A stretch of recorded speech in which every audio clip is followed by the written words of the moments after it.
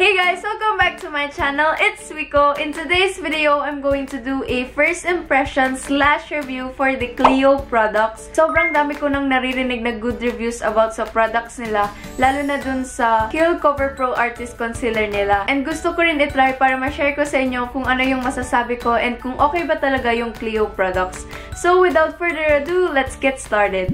So, let's start first with their BB cushion. And ito yung pinabili ko sa kuya ko nung pumunta siya sa Korea last month. And it's their Kiehl Cover Found Wear Long Wearing Cushion in the shade 04. Before tayo mag-start, gusto ko rin pala i-share na sobrang hirap pala magpabili ng makeup. Lalo na pag sa kuya nyo kayo magpapabili. I-try nyo kasi hindi kayo magkakaintindihan. Parang ganun yung usapan nyo. Hindi niya magigets kung ano yung mga pinagsasabi mo about sa makeup. Pero thank you, Anya Kevin, kasi talagang naghanap talaga siya ng mga pinapabili ko. Balik tayo dito sa BB cushion. Dun muna tayo about sa shades nila. Tatlo lang yung shades na ino-offer nila. Yung lightest is yung 2BP.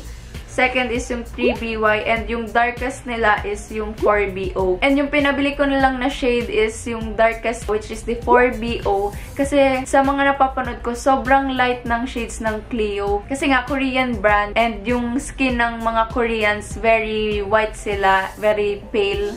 Kaya, yun. Kaya, dun. Kaya, basta yun.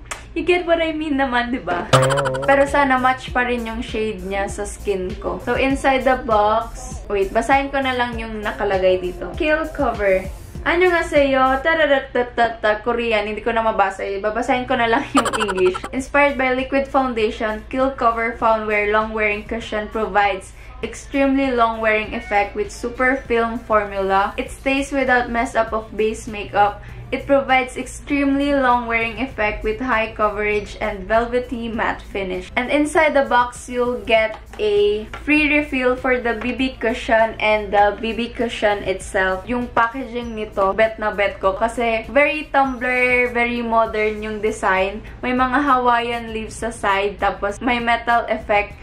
And may Kiehl Cover na nakalagay sa middle and sa baba, Clio Professional. And pag open nyo ng BB cushion, may mirror na and may sponge. Sponge ba tawag dito? First time ko rin pala makakatry ng BB cushion ngayon. So, yung sponge, parang elastic yung dito para i-insert mo yung fingers mo. Tapos, ganyan pag-apply. Ooh!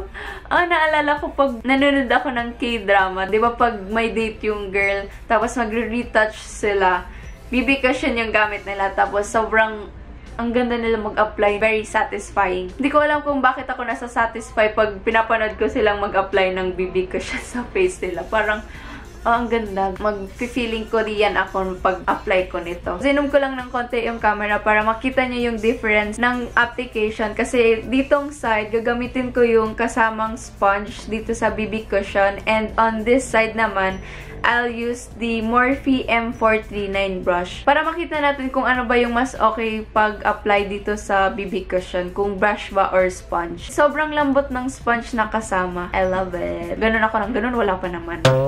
I don't have any makeup on my face right now. Brows lang yung meron ako. And mag-apply na tayo. So, pag open nyo, meron pang kailangan tanggalin.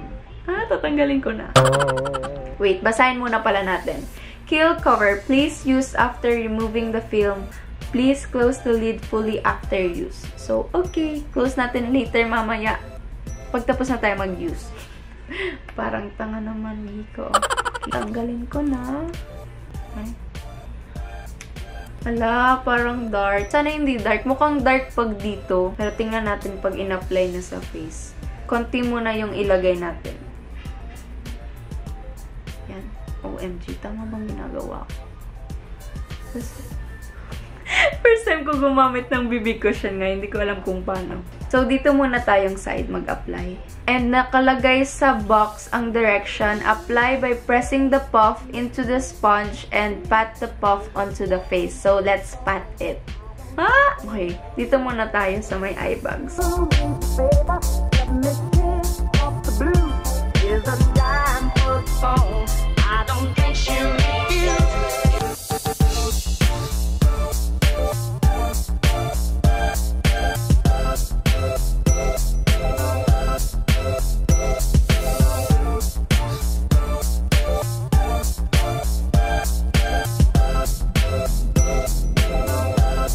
So, meron na ditong side. Sobrang bilis lang niya i-apply sa face. Flawless yung finish niya. Ang ganda kasi, ang dali lang niya i-apply. Sobrang natutuwa ako dito sa sponge na to. Ang lambot talaga. Tapos yung sa shade naman niya, buti na lang 4BO yung pinabili ko kasi parang match naman kasi sa skin ko. Kaya, I'm so happy kasi tama yung napili kong shade. Kasi dati hindi ko rin alam kung ano yung papabilin kong shade. Kung 3BY ba or 4BO. Buti na lang 4BO yung pinabili kong shade. So, dito naman tayong side and apply natin using the brush. Press ko na lang din tong brush.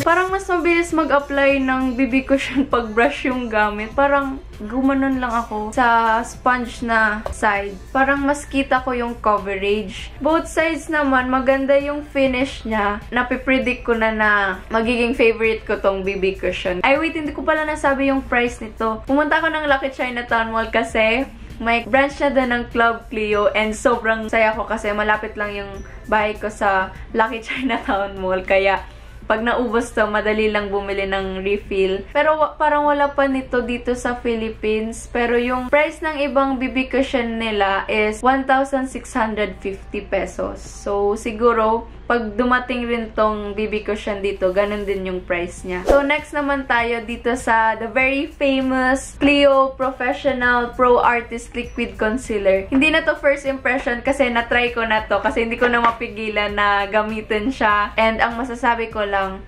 talagang maganda tong liquid concealer. Yung coverage niya, medium to full. And yung shade naman na pinabili ko dito is yung 3BY. Pangalawa siyang shade. Kasi sa concealer, mas gusto ko na mas light siya sa skin tone ko. Inside the box, meron na kayong makukuhang sharpener, Pro Artist Pencil Brightener. Tapos yung isa, Pro Artist Pencil Concealer. Hindi ko pa ito natatry na dalawa. Hindi ko rin alam kung paano gamitin. Pero, wait, open nga natin. Hindi ko alam kung paano to gamitin. Pero, siguro pag... Paano ba to? Feeling ko... Joke. Parang, pwede siyang pang-clean dito sa brows. Try nga natin. Try kong ilagay dito sa sides ng brows ko.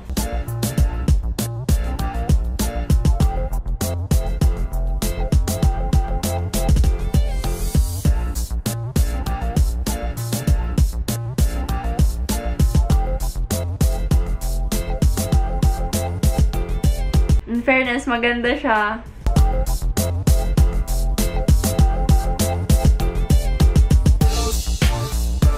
Itong pencil concealer na kasama, pwede siyang pang-clean ng brows. Doon na tayo sa finale, yung mismong concealer. So, sa packaging naman itong concealer, very simple lang pero classy tingnan. Tapos, glass yung packaging niya. So, ditong side, gagamitin ko na lang tong sponge na kasama sa BB cushion para ma-blend yung concealer. And on this side naman, kamay na lang yung gagamitin ko.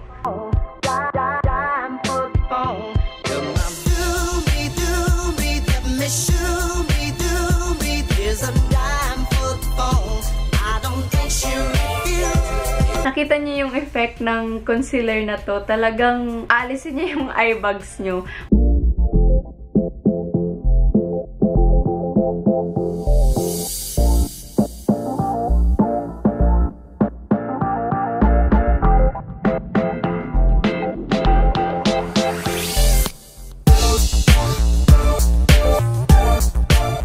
So, tapusin ko lang yung makeup ko and I'll be right back. So, start muna tayo kung ano yung masasabi ko dito sa BB cushion ng Clio Professional. Packaging pa lang, gustong-gusto ko na kasi very trendy nga and very tumbler, gaya ng sabi ko kanina. And yung sa kasama naman na sponge dito sa BB cushion, sobrang lambot niya and maganda rin siya pang-apply. And yung sa finish naman itong BB cushion, sobrang nagustuhan ko talaga, as in, legit.